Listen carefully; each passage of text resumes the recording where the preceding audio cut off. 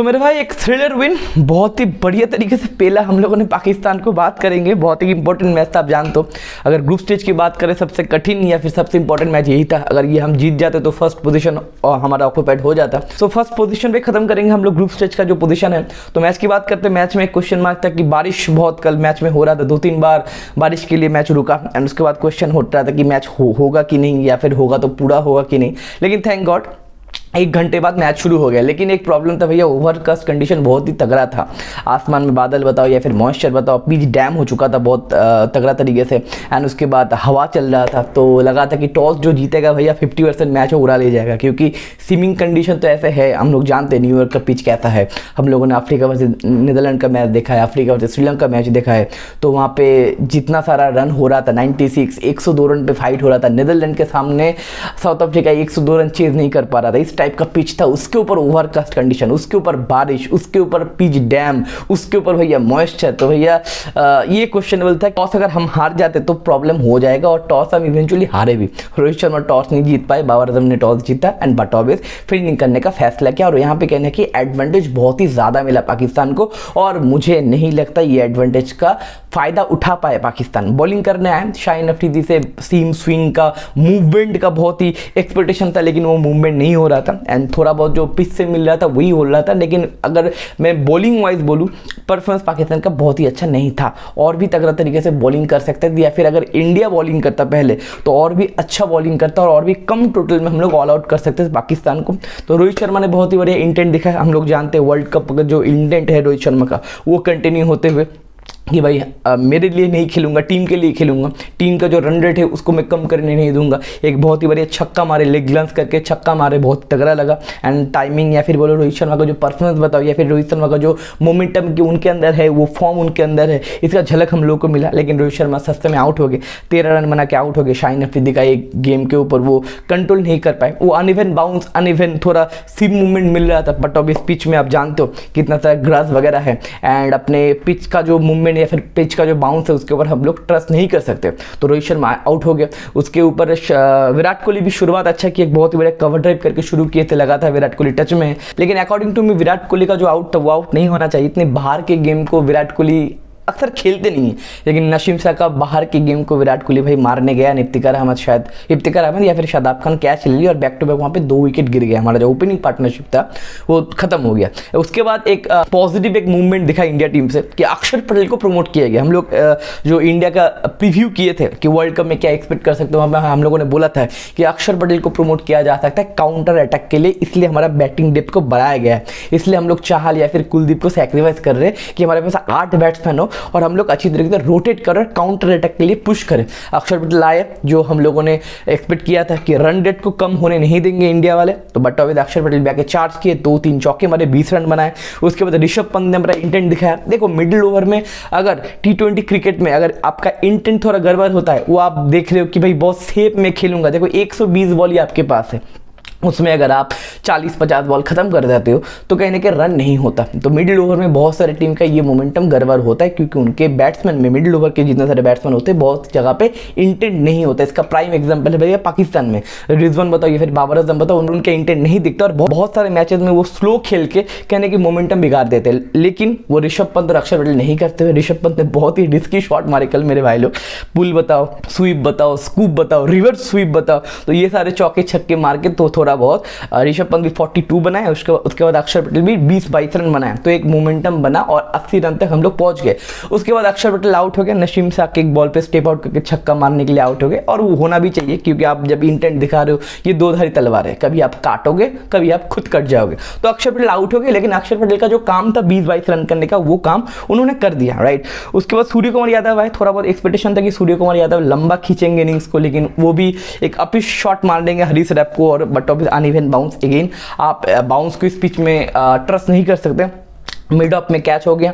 उसके बाद ऋषभ पंत भी आउट हो गए, बट ऑब्वियस वो भी आग से खेल रहे थे, रिवर्स स्वीप आप इतना मारोगे तो बट ऑब्वियस आउट होंगे। लेकिन ये जितने सारे लोग हैं ये अपना काम कर चुके थे, लेकिन यहाँ से जितने सारे बैट्समैन थे, शिवम दुबे बताओ, आपका जडेजा बताओ और हार्दिक पांड्या बताओ, ये तीन के ऊपर रिस्पॉन्सिबिलिटी था, चलो भाई हम थोड़ा बहुत 90 रन कर चुके और यहाँ से आप इनिंग्स को खत्म करो। क्योंकि आप जानते हो ये सारे पिचेस में 180-90 नहीं चाहिए, ये सारे पिचेस में अगर आप 140-150 करते हो भैया, इट्स मोर देन इनफ। हम लोग देखे नीदरलैंड के खिलाफ 102 रन कर नहीं पाए थे साउथ अफ्रीका, मतलब लास्ट तक डेविड मिलर को एक क्लासिक इनिंग्स खेलना पड़ा था। उसके बाद 92-96 में ऑल आउट हो रहे थे टीम, तो हम लोग जानते हैं 140 रन अगर हो जाते तो इट्स मोर देन इनफ। लेकिन उसके बाद शिवम दुबे भाई साहब आते, शिवम दुबे 9 बॉल में 2 या 3 रन करते, और मैं बहुत ही ज़्यादा डिसअपॉइंटमेंट मुझे फील हो रहा है कि शिवम दुबे से बंदे का पैर तो हिलता नहीं। हम लोग ने बात किया है ये चीज़ के ऊपर, हम लोगों ने बात किया है, मेरे को समझ में आता है, शायद आपको भी समझ में आता है, लेकिन हमारे इंडिया के टीम मैनेजमेंट उनको समझ में नहीं आता। उस सीएसके का कोटा कब तक चलेगा मेरे को भाई पता नहीं। देखो ये आईपीएल नहीं है, पहला पॉइंट। यहाँ पे पाटा पिच नहीं मिलेगा, दूसरा पॉइंट कोई छोटा बाउंड्री भी नहीं मिलेगा, यहाँ पे इम्पैक्ट प्लेयर नहीं होते, और यहाँ पे लप्पे मारने आपको नहीं मिलेंगे। आपको यहाँ पे नसीम शाह मिलेगा, शाहीन अफरीदी मिलेगा, मोहम्मद आमिर मिलेगा, नोकिया मिलेगा, वो नोकिया मतलब दिल्ली का नोकिया नहीं, अफ्रीका का नोकिया मिलेगा, ठीक है ना, रवाडा मिलेगा, पैट कमिंस मिलेगा, ट्रेंट बोल्ट मिलेगा, बाटमैन मिलेगा, जॉफ्रे आर्चर मिलेगा, मार्कवुड मिलेगा। ये सारे बैट्स बॉलर के सामने शिवम दुबे छक्के पे छक्के पेलेंगे भैया, इसके ऊपर मेरा तो बहुत ही ज़्यादा क्वेश्चन है। एंड इंडिया के मैनेजमेंट को समझना चाहिए भाई, जिसका पैर हिलता नहीं है, जो स्ट्राइक रोटेट नहीं कर पाता, वो बंदा इंटरनेशनल क्रिकेट में मिडिल ओवर में कैसे कंट्रोल करेगा? क्योंकि ये भाई आईपीएल नहीं है। There is a huge difference between IPL and international cricket. IPL भैया सर्कस होता है और ये है रियल क्रिकेट। यहाँ पे आपको बड़े मैदान दिखते हैं, यहाँ पे आपको 140-150 वाले बॉलर दिखते हैं, यहाँ पे आपको जान लगाने वाला एक होता है ना, देश के लिए आप खेल रहे हो, इमोशन दिखता है। आईपीएल में वो सब चीज़ नहीं दिखता मेरे भाई। और यहाँ पे शिवम दुबे को आप क्यों खिला रहे हो मेरे को पता नहीं। शिवम दुबे का जो आईपीएल का जो फेज भी था वो भी 4-5 मैचेस का था। वो 4-5 मैचेस के बाद आप इतना मोटिवेट हो गए कि शिवम दुबे को भैया डायरेक्ट वर्ल्ड कप पे लेके गया। मेरे को पता नहीं, इसके ऊपर क्वेश्चन होना चाहिए, क्योंकि 9 बॉल में जो बंदा 2-3 रन कर रहा है, और 9 बॉल में 2-3 रन नहीं मेरे भाई, उसका फुटवर्क बता, उसका कॉन्फिडेंस बता, वो लेवल पे अभी तक आया नहीं। मुझे लगता है कि उसका गेम अभी इंटरनेशनल क्रिकेट के लिए तैयार हुआ ही नहीं। ये उसका गलती नहीं है। आप जबरदस्ती किसी बंदर को बोलोगे कि तू पीएचडी करके दिखा, तो भैया ये तो नहीं होगा। मतलब मैं शिवम दुबे को बंदर नहीं बोल रहा, मैं एक एग्जांपल दे रहा हूं कि शिवम दुबे अच्छा प्लेयर है, लेकिन वो बहुत ज्यादा डेवलप करने की दरकार है। अब जबरदस्ती उसको भैया युवराज सिंह नहीं बना सकता। जो लोग इंटरनेट पे ये प्रमोट कर रहे थे कि युवराज सिंह हम लोगों को मिल गया, अगला युवराज सिंह, भैया शर्म करो कुछ। शिवम दुबे युवराज सिंह नहीं है, ठीक है ना, ये युवराज सिंह का भाई डिसरेस्पेक्ट है। तो शिवम दुबे आउट हो गया। उसके बाद हमारे प्यारे रविंद्र जडेजा भाई साहब, सीएसके का जो फिनिशर है, वो तो भैया पहले गेम पे क्या करने गए मेरे को पता नहीं मेरे भाई। कि रविंद्र जडेजा, एक रिकॉर्ड तो मैंने शॉर्ट्स बनाया कि जडेजा से रिंकू सिंह का चौके छक्के ज़्यादा है T20 में, इंटरनेशनल में इंडिया की तरफ से। तो जडेजा भी एक बॉल पे आमिर को एक बहुत ही ईजी कैच थमा बैठा आमिर के बॉल पे। उसके बाद भैया बहुत ही ज़्यादा प्रेशर इंडिया की तरफ आ गया।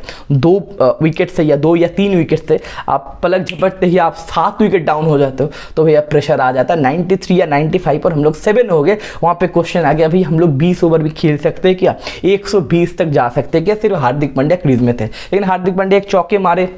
उसके बाद हार्दिक पांड्या की एक गलती था, मेरे को लगता है कि हार्दिक पांड्या को ये एंटिसिपेट करना था कि मेरे को भैया 20 ओवर खेलना है, लेकिन हैरिस ड्रॉप को छक्के मारने गए लेग साइड पर और वो भी आउट हो गया। उसके बाद अर्शदीप आए और सिराज थोड़ा बहुत कंट्रीब्यूशन किए, 6-7 रन के कंट्रीब्यूशन किए। क्योंकि देखो हर एक रन का यहाँ पे इंपॉर्टेंस होता है, क्योंकि आप जानते हो लो स्कोरिंग का या फिर बॉलिंग पिच में हर एक रन इंपॉर्टेंट होता है। क्योंकि आप देखते हो 2 रन 3 रन बहुत डिफरेंस क्रिएट होता है। तो जसप्रीत बुमराह 0 पे आउट हो गया, लेकिन उसके बाद अर्शदीप और सिराज मिलकर टोटल 10 से 12 रन बनाए। और सबसे नेगेटिव पॉइंट ये है कि हम लोग 20 ओवर तक खेल नहीं पाए। इसके ऊपर हम लोग चर्चा होना चाहिए कि 20 ओवर तक हम लोग क्यों नहीं खेल पाए। 19 ओवर में हम लोग ऑल आउट हो गए। वो 6 बॉल मिलता और भी 7-8 रन हम ऐड कर सकते थे, राइट। तो 119 रन बना पाए, 120 रन का लक्ष्य था, लेकिन एक मोटिवेशन तो था। देखो ये बॉलिंग पिच है, अगर हमारा कोलैप्स हो सकता है तो रोहित शर्मा ने बताया बाद में कि हमारा अगर कोलैप्स हो सकता है तो पाकिस्तान के भी कोलैप्स हो सकता है। क्योंकि आप जानते हो इंडिया का जो बैटिंग लाइन है, पाकिस्तान का जो बैटिंग लाइन है, उसका क्वालिटी बहुत ही कम है, उस लेवल का बैटिंग लाइन नहीं है। और हमारे पास 4 बहुत ही बढ़िया पेसर्स है। एंड जब पाकिस्तान का इनिंग्स शुरू हुआ, देखो मेरे को लगा था कि रिजवान और बाबर आजम के लिए बहुत ही एक ईजी पाथ है, क्योंकि वो लोग ज़्यादा स्ट्राइक रोटेट कर पाते हैं, टेक्निकली साउंडेड बैट्समैन हैं, ज़्यादा रन रेट नहीं है। वो लोग टारगेट लेगा कि भाई हम लोग 20 ओवर आराम से खेलेंगे, आराम से टुक टुक करके मैच जिता देंगे। लेकिन प्रॉब्लम क्या है ना पाकिस्तान के बैट्समैन में और स्पेशली बाबर आजम और रिजवान में, ये बहुत ही ज़्यादा मुझे लगता है, ये माई पॉइंट ऑफ व्यू, बहुत ही ज़्यादा खुद के परफॉर्मेंस या फिर खुद के एवरेज के लिए खेलते हैं, ये टीम के लिए नहीं खेलते मेरे भाई। बाबर आजम को मैंने देखा है कि 40 गेम खेलने के बाद भी इंटेंट भैया उनका वही है। रिजवान कल 44 गेम खेला, एक बार सोच के देखो आप, 44 गेम खेलने के बाद 31 पे आउट होते मेरे भाई, 13 बॉल मतलब 13 रन शॉट करके आउट होते हो, मतलब आप रन बॉल नहीं खेल पाते 80-90 का या फिर 100 के स्ट्राइक में सब नहीं खेल पाते, और आप वर्ल्ड क्लास मतलब बैट्समैन हो, आपका कंपैरिजन होता है भाई विराट कोहली से, आपका कंपैरिजन होता है, वैसा चीज मतलब करते हैं। अब पता नहीं कौन कौन से लोग किससे किससे कंपैरिजन करते हैं। दो बैट्समैन से मेरे को इंटेंट देखा, उस्मान खान और फखर जमान, दो लोग थोड़ा बहुत चौके छक्के मारने चाह रहे थे या फिर सिंगल रोटेट करना चाह रहे थे, लेकिन टोटल के जो बैटिंग लाइन है पाकिस्तान का, एक भी बैट्समैन मेरे को पसंद नहीं आया मेरे भाई। हमारे जितने सारे बॉलर्स थे वो अच्छे बॉलिंग के लिए और करना भी चाहिए, बट हम जानते स्विमिंग कंडीशन है, एक्स्ट्रा बाउंस यहाँ पे मिलता है, अनइवन बाउंस यहाँ पे मिलता है। अर्शदीप का बताओ सीम स्विंग बताओ, सिराज का सीम मूवमेंट बताओ, बुमराह तो भैया 2-3 बॉल पे वो जान लेते हैं कि कौन से लेंथ पे इस पिच में सबसे खतरनाक डिलीवरी होगा, या फिर हार्दिक पांड्या का जो एक क्रॉस सिम में एक्स्ट्रा बाउंस मिलता है वो सारा चीज करते। तो जितने सारे हमारे पेस बॉलर थे बहुत ही बढ़िया बॉलिंग के, स्पेशली बुमराह, अक्षर पटेल आके वहां पे एक विकेट लिए, जडेजा ने भी 2 ओवर में 10 रन दिए, मतलब टोटल मिला के एक फील्डिंग मिस हुआ था अगेन शुभम दुबे तो बोले कि डूबे हैं हम सनम, आपको लेके डूबेंगे। तो शुभम दुबे का बहुत ही एक मतलब खराब साइड था कल के मैच में, ठीक है फाइन, टफ लक, लेकिन शुभम दुबे को रोटेट करना चाहिए। आई थिंक शुभम दुबे का ये गलती नहीं है, टीम मैनेजमेंट का गलती है कि जबरदस्ती आप शुभम दुबे को फिट करना चाहते हो इंडिया टीम में। शुभम दुबे भैया अभी तक तैयार नहीं है। लेकिन जो पाकिस्तान की बात मैं बोल रहा था, पाकिस्तान 120 रन चेस करने के लिए उतरा था एंड 1 सेकेंड के लिए भी नहीं लगा था कि पाकिस्तान इस मैच में कंट्रोल करना चाहता है। एक टाइम में 85% पाकिस्तान का विन प्रेडिक्शन दिखा रहा था और इंडिया का 15% था,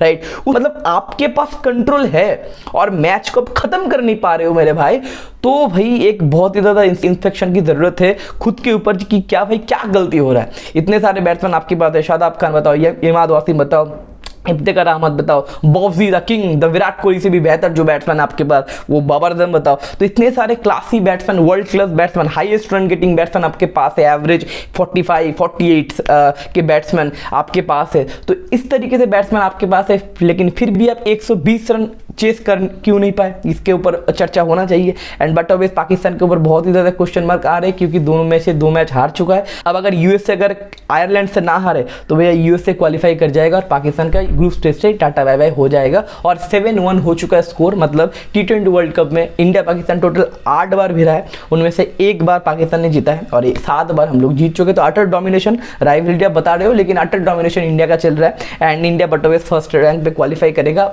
ग्रुप स्टेज में क्या होगा इसके ऊपर हम लोग बातचीत करेंगे। एंड पाकिस्तान ने शायद वर्ल्ड कप का सिलसिला पाकिस्तान का ग्रुप स्टेज में खत्म हो जाएगा, लेकिन हमें जो बैटिंग लाइन है उसके ऊपर थोड़ा बहुत डिस्कस करना चाहिए कि हम लोग मैच जीतते हैं, ठीक है, लेकिन 120 रन अगर हम दूसरी टीम के खिलाफ बनाएंगे तो आराम से मैच हम हार जाएंगे। यहाँ से भैया एक ही टीम हार सकता था, दैट इज पाकिस्तान। वो पाकिस्तान का टैलेंट है, ये हमारा शायद उतना टैलेंट नहीं, लेकिन बुमराह ने बहुत ही बढ़िया परफॉर्मेंस किया, हार्दिक पांड्या बहुत ही बढ़िया कमबैक किया, ऋषभ पंत ने बहुत ही बढ़िया कैचेस वगैरह लिए, पॉजिटिव पॉइंट भी है, और शिवम दुबे का वो नेगेटिव पॉइंट है, उसके ऊपर भी बातचीत होना चाहिए। अब देखते हैं अगले मैच में क्या होगा और ग्रुप स्टेज में हम लोग क्या करेंगे एंड किस तरीके से बदलाव करेगा एंड एंटीसिपेट होता है। तो मिलते हैं अगले वीडियो में, टेक केयर, बाय बाय, जय हिंद।